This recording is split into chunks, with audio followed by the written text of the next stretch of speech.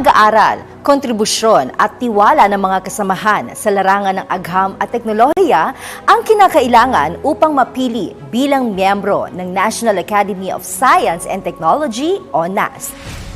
Paano pa kaya kung mapili ka bilang presidente nito? Yan ang tampok sa ating kwentuhan ngayong araw dito sa ExperTalk.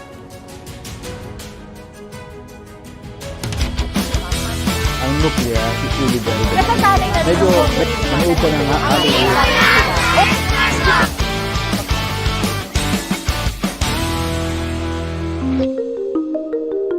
Naitatag noong 1976, ang National Academy of Science and Technology ay isang institusyon sa ilalim ng Department of Science and Technology kung saan binibigyang parangal at pagkilala ang mga Filipino scientist na nagbigay daan sa ikaaangat ng antas ng agham at teknolohiya ng bansa.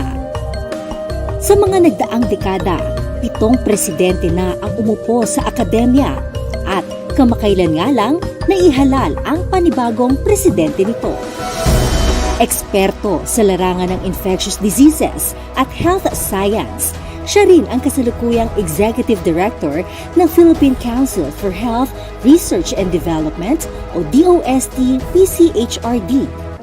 At ngayon po mga kaibigan, makakasama natin, ito po talaga namang suki na dito sa ating programa. Pero sa pagkakataong ito, newly elected NAST President, Academician Jaime Montoya. Magandang araw, sir. Magandang umaga, Jel. And congratulations. Salamat. And aside from being a new elected president, ikaw pa rin ang PCHRD director. Yes, at the I'm same still time. the Executive Director of the Philippine Council for Health Research and Development. Pero mga kaibigan, mas kikilalanin pa natin si Dr. Jaime sa pagkakataong ito dahil on the previous interviews natin ay talagang marami tayong mga pinag-uusapan on a particular topic.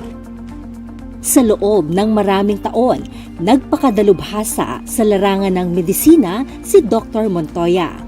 At siya rin ay naging propesor sa UP College of Medicine. And also a researcher. That's why I had to pursue further training. So I took a master's in bioethics at the UP Manila and also a PhD in medicine at Juntendo University in Japan. That is to hone my expertise as a researcher. So it's really what makes it more exciting. Yeah, You actually go into diverse fields that are actually related naman. But it actually gives me more excitement and challenges. No? Pero ginusto mo talaga maging doktor. Yes, of course. That is my primary Dream. dream, career move. So anong nararamdaman mo? Dahil sabi mo nga parang hindi ka nahihinto sa isang bagay. Gusto mo, meron ka panibagong pag-aaralan hanggang sa iba't iba na yung napasok mong field dito sa medisina. Yeah. Well, unang-una ang medicine kasi, ang bilis kasi ng developments in medicine. So you have to be continually updated. Yeah. So it's one field wherein you will always be a student. You can never know everything about medicine. You will always be a student. In much the same way that my interest as a researcher, it also helps me meet my thirst for more knowledge, for what's new. So I think it's a good combination of being a doctor and a researcher and also a teacher because you also learn from students, from the young people, at the College of Medicine. So bakit ang naging focus mo, infectious diseases? Good question. Actually, sa mga doktor kasi, ang infectious disease, how do you say this? It's a disease that affects the poor people. So you talk of tuberculosis, you talk of leptospirosis. Gaano kahirap na magtrabaho sa gobyerno? Mahirap kasi unang-una, as a doctor, alam naman natin sa gobyerno, well, at that time, hindi ganun kalaki ang sweldo. And number 2, I'm a doctor, I have more potential to earn. If I stay in the clinic for 8 hours, I can easily earn, make myself, my life comfortable. Pero hindi kasi yun ang happiness ko like, it's not, money is not everything. It's more of what excites me to bring me to the new day, sometimes kasi if you don't look forward to something new or exciting, the next day you drag yourself to the office or to work, and that means you're already doing routine things. Wala ka ng challenge, wala ka ng bagong ginagawa. So I think that's the reason why I had to try new things, which I think will not only enrich my character, but also help me build up and find new discoveries, new knowledge. That makes me happy and exciting. Bilang bagong elected new president ng DOST NAST, ano po ang pakiramdam ninyo sa pagkakataon na ito? Well, siyempre ako overwhelmed because the trust and the confidence that my colleagues in the academy placed on me. But on the other hand, it's a big challenge on my part because I have to live up to their expectations. They're all highly esteemed scientists in different fields. I shouldn't fail them. Also because they want me and the council, because I'm also part of the executive council, to do something for NAST and to do something for the country in the area of science and technology. So it's challenging, but with their support and with your support as well, we can do this. Pilimpili talaga yung sumasama o naiimbita sa Pero academy. marami tayong may potensyal dito sa ating bansa na maging miyembro ng academy. Definitely. In fact, dapat nga mas malaki talaga yung academy dahil napakaraming mga scientists who have done a lot, Yes. have contributed significantly to science and technology in the country who deserve to be a member of the academy. Since mahaba-haba na yung journey mo as the director of PCHRD, tatanungin ko ilang taon? Ilang taon ba na nasa PCHRD ka, Doc Jimmy? So I'm on my 18th year. 18th year. Because I joined PCHRD in 2005. So that's 18 years. So halos 2 dekada na nasa PCHRD ka. And this time, nasa NAST ka naman bilang presidente. So new challenge naman ito for you. So ano yung mga ina-expect natin na ikaw naman ang mangunguna dito sa NAST? Siyempre, unang-una, I'm the type of person kasi na kapag maganda naman yung programa na sinimulan ng mga nauna sa akin, pinagpapatuloy ko yan. But of course, I need to consult pa with the national scientists, with my colleagues, other members of the academy for ano pa ba yung gusto nilang mangyari sa academy. But I do have some ideas of how to move forward in terms of having or being in this position in NAST. For example, I was thinking of strengthening our relations with other science academies outside of the Philippines. So I was looking at yung mga science academies we are partners with. And being an academician, balita namin, ikaw talaga, Doc Jimmy, mahilig magbasa. Tama ba? Well, lahat naman ng mga scientists mahilig magbasa. So, kasi sabi ko nga, napakabilis ng development, pace of development in science. You have to be updated Hindi ka dapat mahuli, so that means you have to read every day. You have to be updated. Alam ko nandiyan na social media, pero social media kasi there's a lot of misinformation So we have to read mga peer-reviewed journals. Meaning ito yung mga recognized na mga peers, mga fellow scientists. So you're sure that they're true, they're correct, they're evidence-based.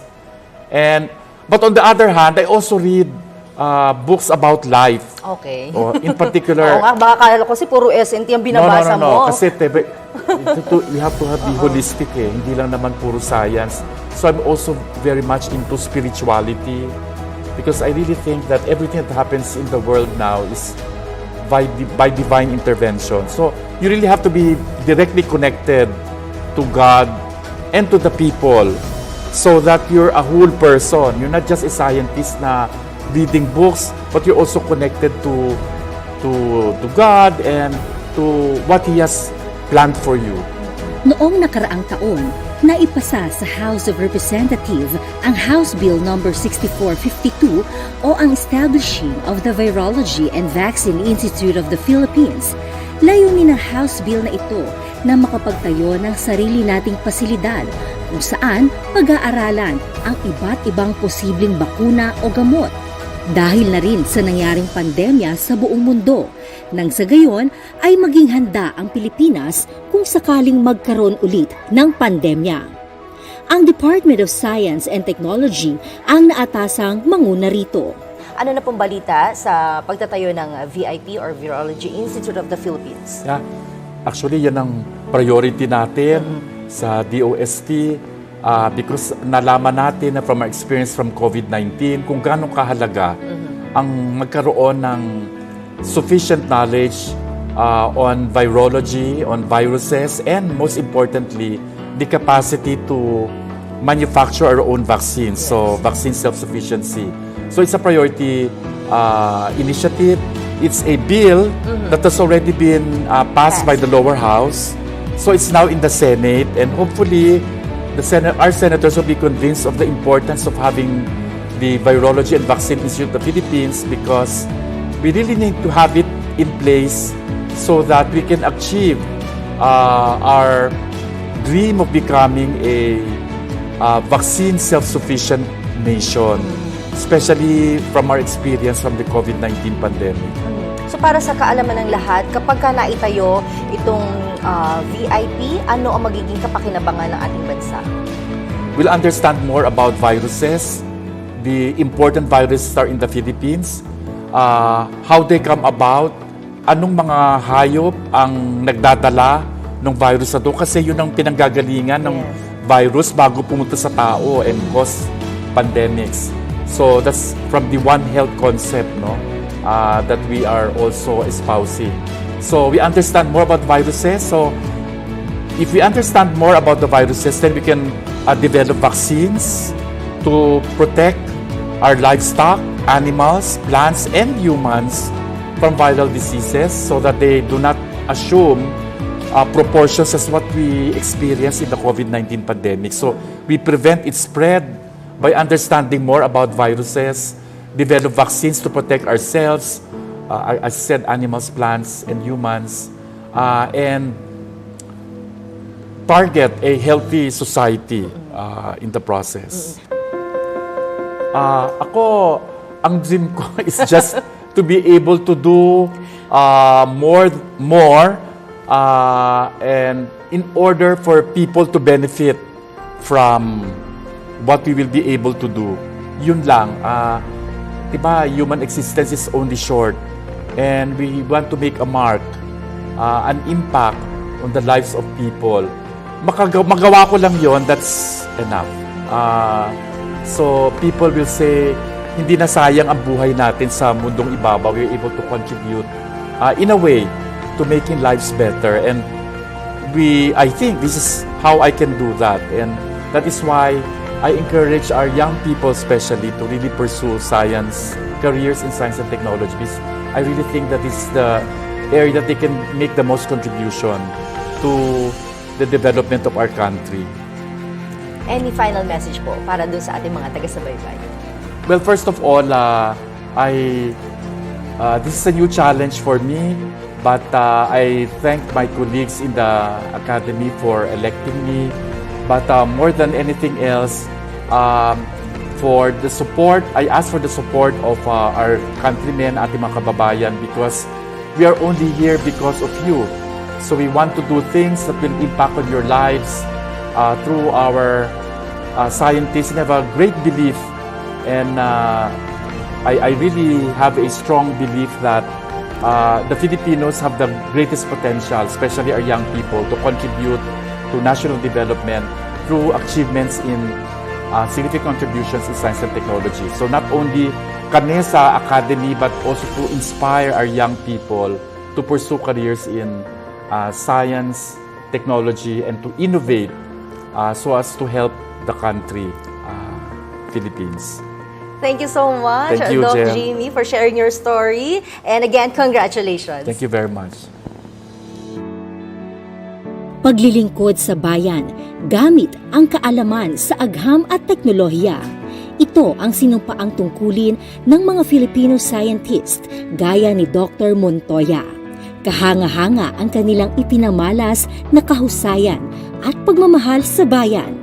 Sana ay magsilbing inspirasyon ang kanilang kwento, lalo na sa mga kabataan na hindi lamang isipin ang sarili, kundi pati ang ikabubuti ng sambayanan at ikauunlad ng bansang sinilangan.